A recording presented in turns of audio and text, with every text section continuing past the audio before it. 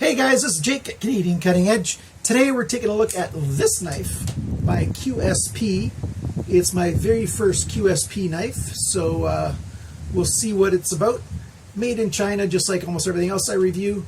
You've got a dual side tip-up pocket clip and a nice sort of spear point, drop point, full flat grind blade. So if you're interested in a nice EDC size knife, stick around for the full review coming at you right now.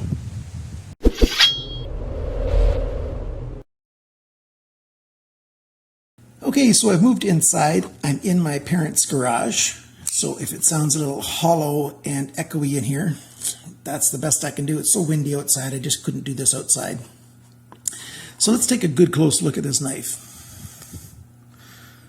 See, that tip comes in very much like a spear point, but what we have is a full flat grind, as you can see on the back. Thick chunk of steel coming down, quite a strong tip there. I haven't measured the factory grind yet, but I'll put it on the screen anyway, because I'll do it after I've finished doing the review. I'll check it out and I'll sharpen it up the way I like it, but right now it has the factory edge on it. Got some nice jimping up here.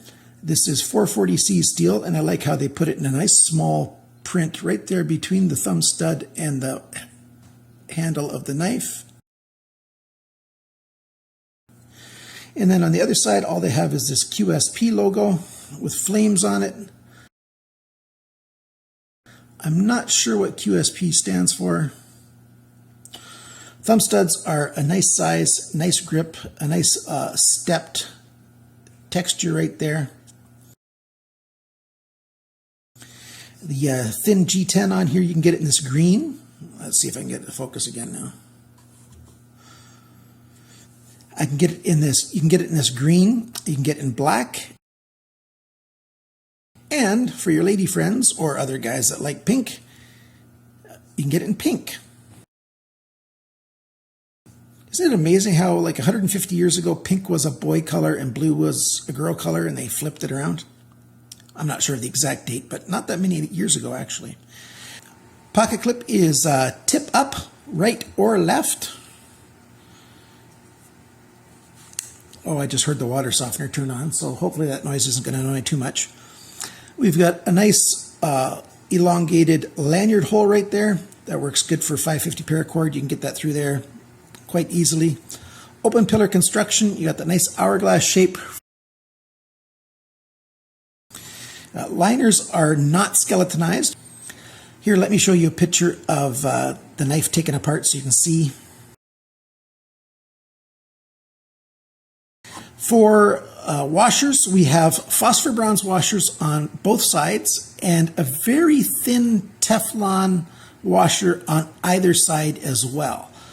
Unfortunately, I don't have Teflon washers on both sides right now either. After I took it apart and when I took the pictures, I lost one of those very tiny little thin Teflon washers.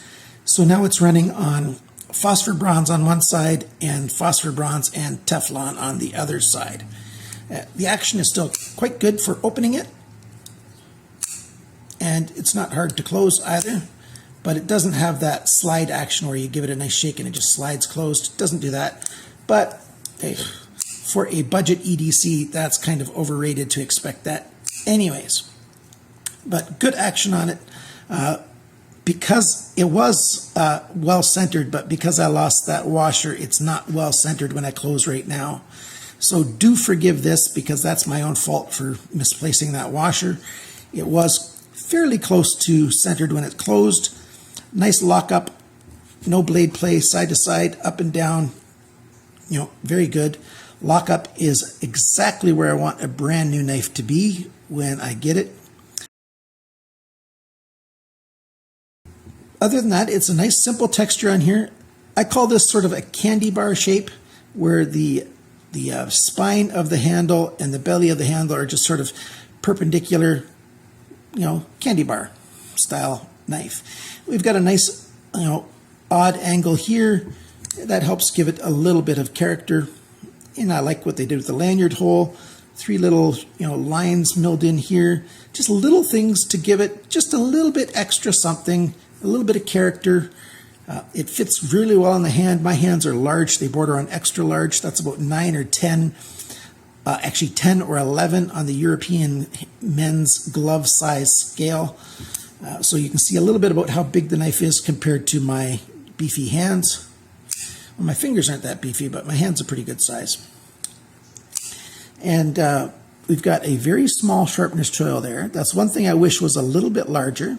So that's one of my, it's not really a con. That's kind of nitpicky. There is a sharpener's choil, and it is good so that you can sharpen right to the end here without getting into the plunge and messing up the ricasso. So that's good. I like the plunge on this, sort of radius here. Looks quite nice. Well done. Nice milled lines on the main bevel of the knife. Quite well done.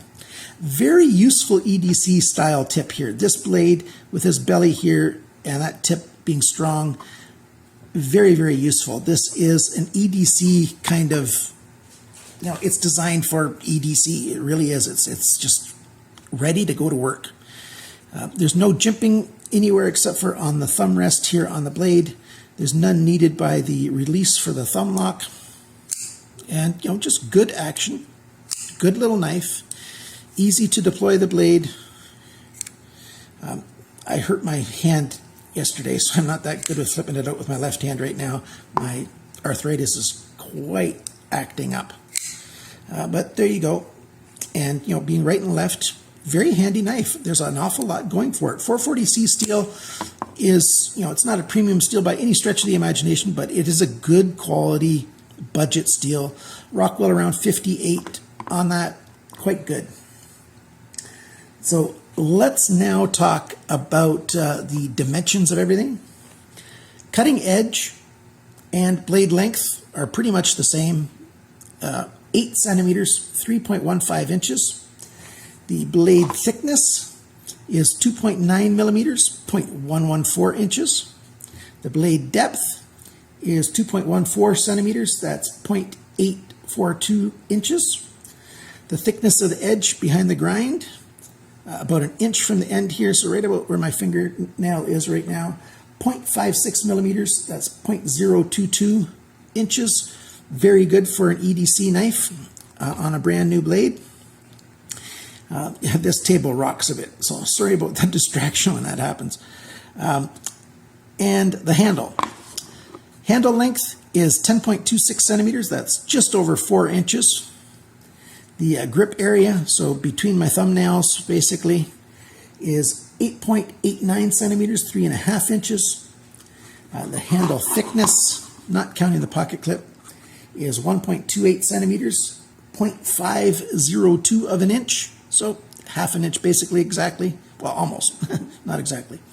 And the handle depth is 2.24 centimeters, that's 0.883 inches.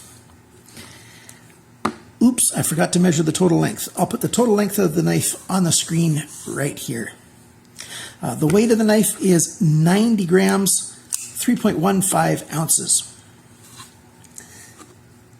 I bought mine at Amazon, paid full price for it, and not a bad deal at full price, $20.97. That's Amazon.com. If you're in Canada, you're going to have to find somebody to ship it into Canada for you because they're not shipping directly into Canada. I'll have links down below. It's also available at places like White Mountain Knives in Germany. I found it at messerdepot.de. In various places. That German site is quite expensive, $35 US as opposed to 21 in the United States. And then they charge, in Germany they got that 19% sales tax. That's there's a lot of taxes around there, but shipping it would be crazy for them too. So yeah, my Germany friends, it sucks that you guys have to pay so much for knives. In Canada, we've got to pay pretty close to what you pay. We don't have quite that much in tax though. So the American price is good. I found some other QSP knives on Amazon.com. Nice knives indeed. So unique features. Not that many times you can find a knife like this with a pink handle, so that's kind of cool if that's what you're looking for. Otherwise, black and green, they're very common. The pros. Let's go over the pros for this knife. The pros are, I like the drop point. Handle's simple, yet it's very comfortable, very user-friendly, doesn't get hot in the hand when you go to work with it for a while. You don't need ball bearings. They're overhyped on budget knives. They're a big deal, you know, starting off in 2017, now in 2018, people are just going baba, gaga, that's what the word is. People are going gaga over ball bearings, but you really don't need them for budget knives. It's just going to be fine without them. It's just one more thing to get dirty. That is, if you're using your knives in a dirty environment, stick with washers. You know, they're much easier to keep clean. I like that the pivot pin is a D shape, so it doesn't spin free along. And you know, that's the bunch of pros. Now the cons. We talked about the pivot pin already. That screw there, I don't know if you can see it from here. I'm going to try to get a good close-up of it. That's off-centered. The hole that they put in for the torque screws isn't in the middle of the screw. But the size is perfect. My T8 screwdrivers fit in there perfect. Very little wiggle room. So it's a fairly well-made screw, except for the fact that they put the hole off-centered. These are T6 back here. I would prefer T8s all around, but that's, you know, that's okay. It's not a big deal. Another one of the cons is they could have made this thing a little bit lighter if they would have skeletonized it, but just over 3 ounces is not a problem at all. And that's about all that I have to say about the pros and the cons. If you're looking for a little EDC knife and you like this blade shape, at this price, there's no reason to say no to this knife. Oh, let me talk about the pocket clip. I forgot about that. It's just this flat pocket clip, so you've got about 1.5 centimeters, a little over half of an inch sticking out of your pocket because of the shape of the pocket clip. But its retention is really good. It holds well, and it slides in and out of the pocket quite well while maintaining the kind of retention in your pocket that you're looking for. So sorry that I missed that. But other than that, there's this knife, QSP. This is the, I forgot to say the name, the Parrot QS102B. And it's definitely on my recommended list. I'll have links down below in the description. I've got a set of Amazon knives on a page. They call it an influencers page. So I've got a page that has a whole bunch of different knives on there that I've reviewed and recommended. And so you can take a look at that. The link for that is down below as well. Yes, I do get a little commission if you use my Amazon links. Even if you use my link and then go shopping for something else, it's just a way that you can give back to this channel and help me out. And I never know a single thing about what you've bought. All I do is get that little bit of a credit from Amazon. So thanks for watching. Thanks for liking, sharing, commenting, and subscribing. And remember, my friends, always cut towards your chum, not your thumb.